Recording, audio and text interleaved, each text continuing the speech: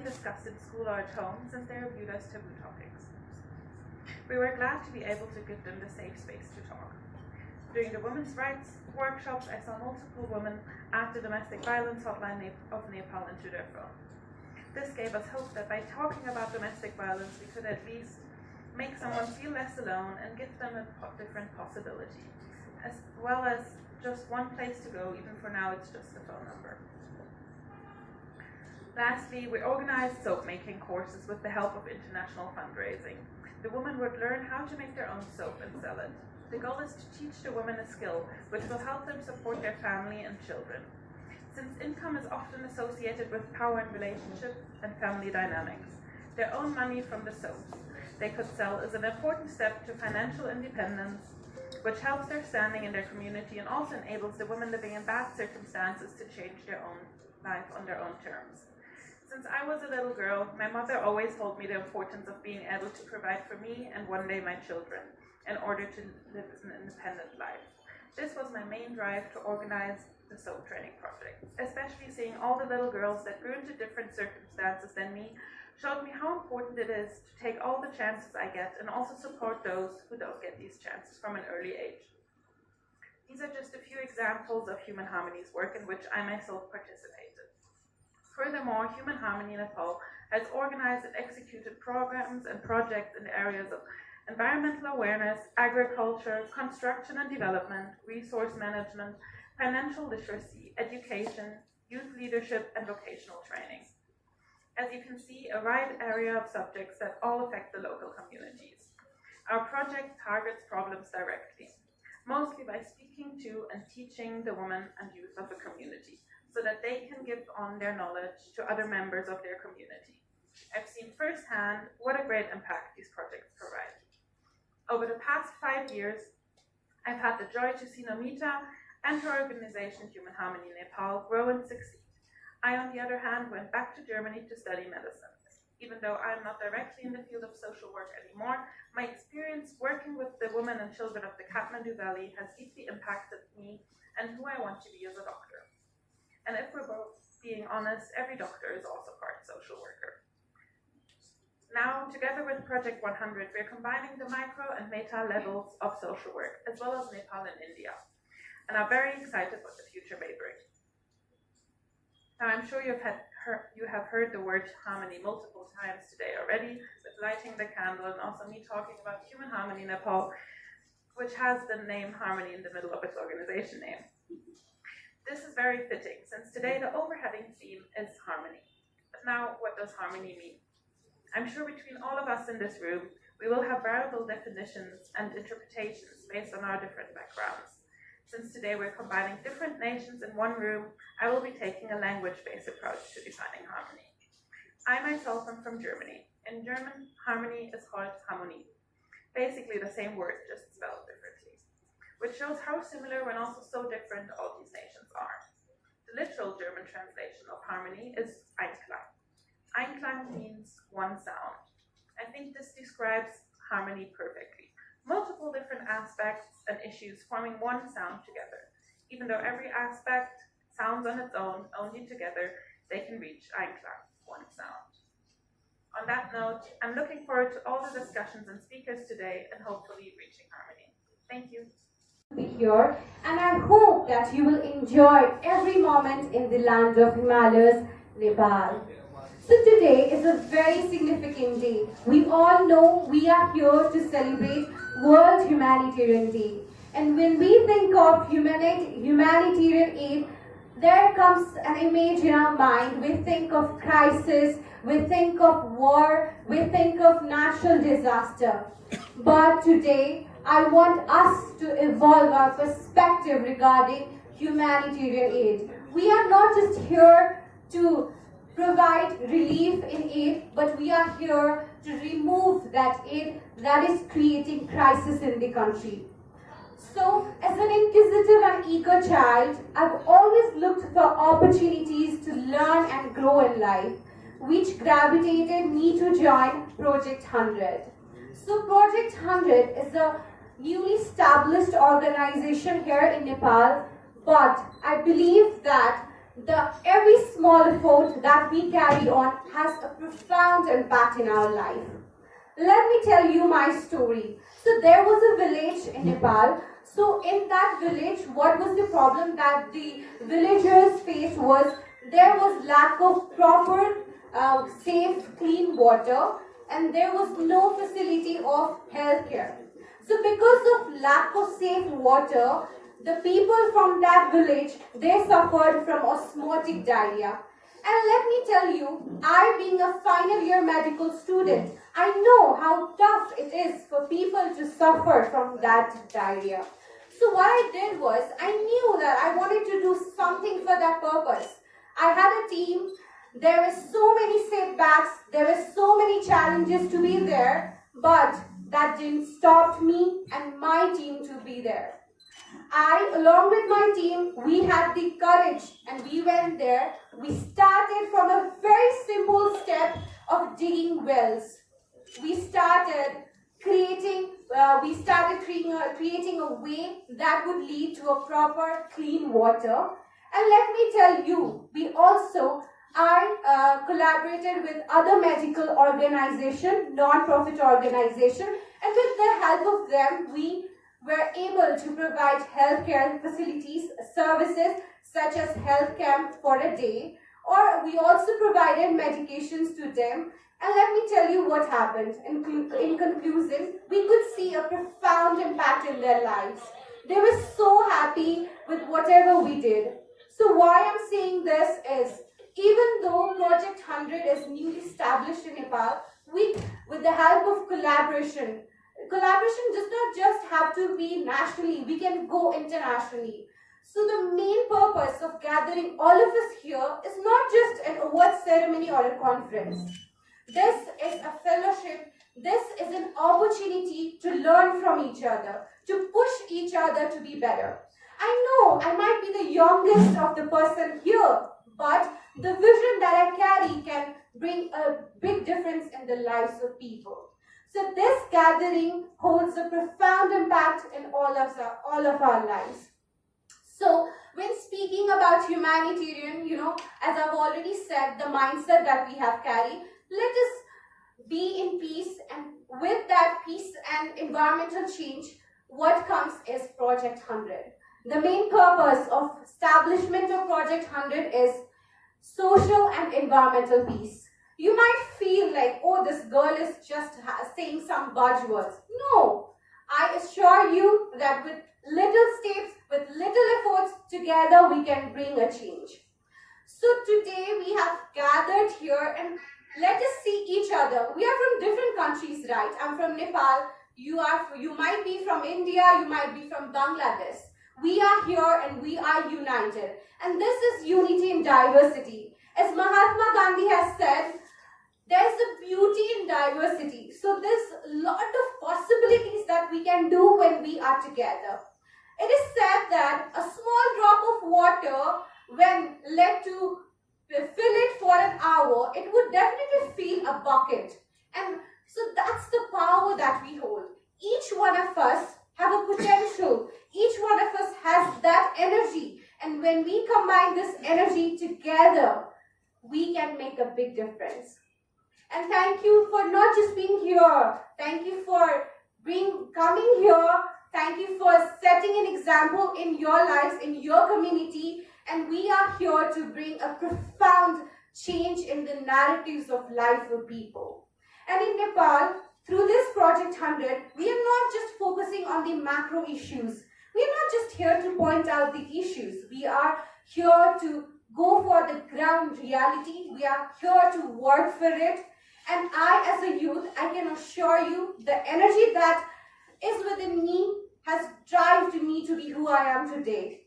And as I have become a part of so many social organizations, and I've been given this title as a youth activist, but this title is nothing for me. The satisfaction that I get from doing selfless work to the people of my society, that is just commendable.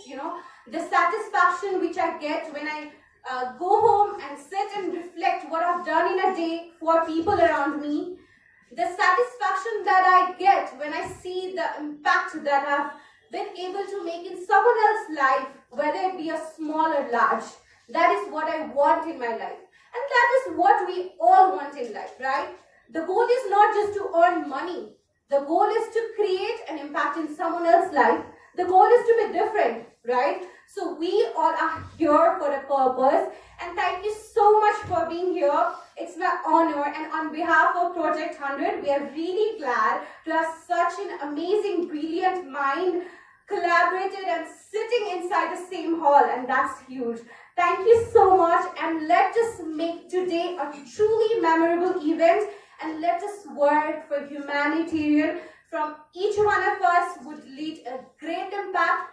Last but not the least, think globally, act locally. Thank you and have a great day. Your wonderful, inspiring speech. Of course, she is the youngest activist in our hall present here today, and we can be inspired from her contributions to the nation and to the underprivileged and also the undervalued persons of the society. So, ladies and gentlemen, as we gear ahead and we are about to now start our panel discussions, but before that I would please kindly request our chief guest, our honorable minister, to please sit on the front row for clearly to see the panel discussions happening in front of the stage. So ladies and gentlemen, now it's time for us to move ahead with the panel discussion. For that,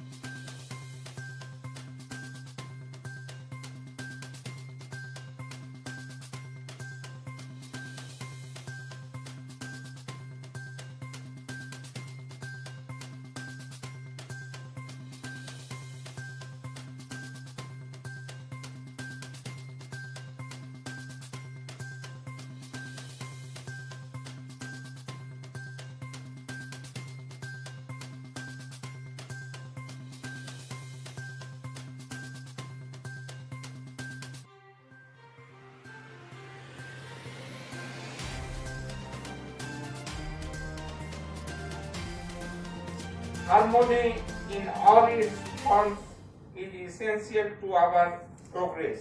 It is not just about peace between people, but also about the harmony of individuals with nature, with their own health, and with the larger socio-economic contract in which we live. As we deliberate on the way forward for Nepal's development, we must remember that true progress can only be achieved when we ensure that every Nepali citizen leads a thriving and harmonious life, physically, mentally, and spiritually. I am deeply encouraged to see so many leaders, both familiar and new faces, who have made significant contributions to their fields. Your presence here today speaks volumes about the importance of the topics we are discussing, from international cooperation and trade to investment in industries and the development of our next generation of leaders. These conversations are critical as we navigate the path to a brighter future for Nepal. As the Minister of Women, Children and Senior Citizens, my focus has always been on the most vulnerable segments of the society, of our society, those who are often at the forefront of the challenge we face. Women, children, and the elderly are the pillars of our communities, and they are also the most affected by the issues of health, education, and economic disparity. It is our responsibility to ensure that their voices are heard and their needs are met as we build the foundation for a prosperous and sustainable Nepal.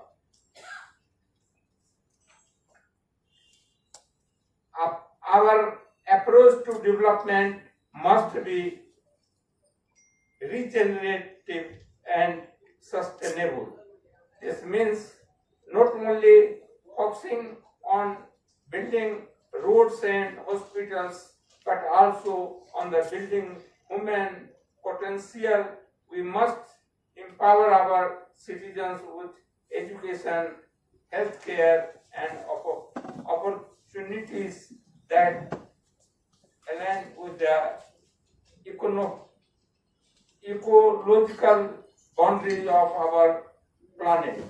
We must create a model of development that is climate resilient, where economic growth goes hand in hand with environmental stewardship.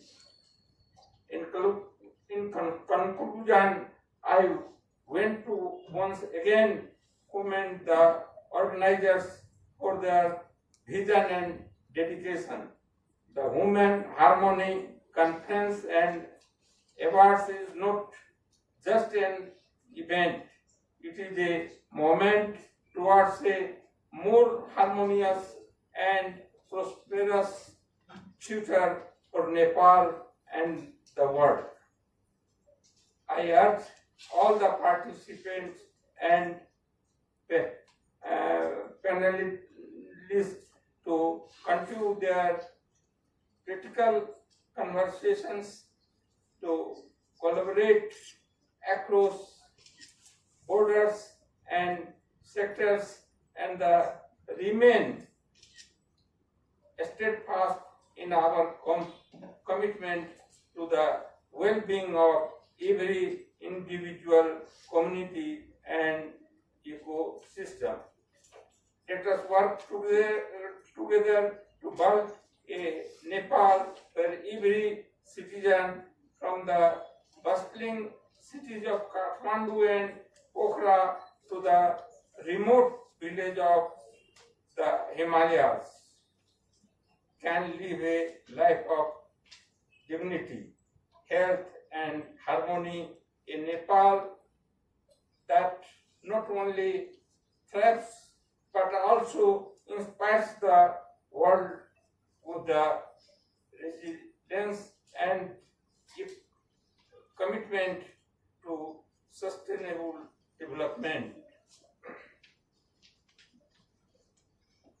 Thank you, and I wish you all a productive and inspiring day ahead. Dhanyavad.